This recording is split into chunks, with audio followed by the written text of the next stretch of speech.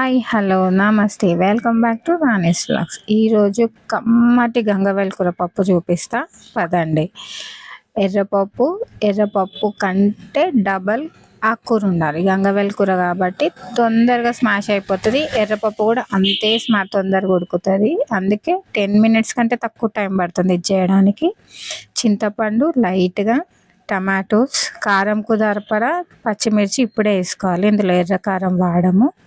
అందులోనే పసుపు, సాల్ట్, లైట్గా అల్లం వెల్లుల్లి పేస్ట్ వేసి అవి మునిగేంత వరకు వాటర్ పోసేసి డక్కన్ పెట్టేసేసి కుక్కర్ విజిల్కి పెట్టేసేయాలి.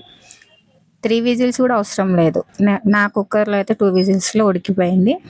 ఒక్కొక్క విధానం బట్టి నేను స్లోగా ఉడకబెడతాను స్లిమ్లో. పప్పు మంచిగా ఉడికిన తర్వాత ఇంకా వాటర్ పోసే పని ఉండదు.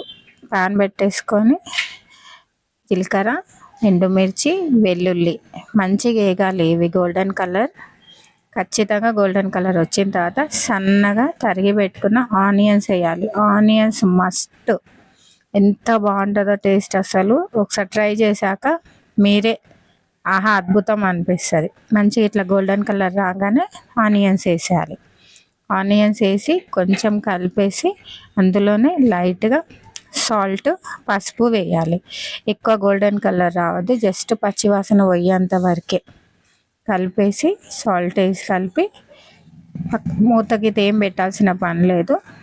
కొంచెం పచ్చివాసన వెళ్ళిపోగానే మనం రుబ్బి పెట్టుకొని ఉన్న పప్పు ఉంది కదా, ఆ పప్పుని పోపేసేసాలి. వాటర్ పోసే పనే ఉండదు. అంతా మనం అందులో పోసిన వాటరే దీనికి సరిపోతుంది. పల్చగా తినే వాళ్ళు ఉంటే యాడ్ చేసుకోండి.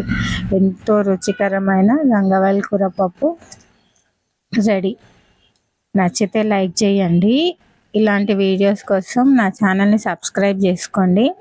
ఊరికే నేను చేసినవే కాదు, మీకేమన్నా కావాలంటే కామెంట్ చేయండి.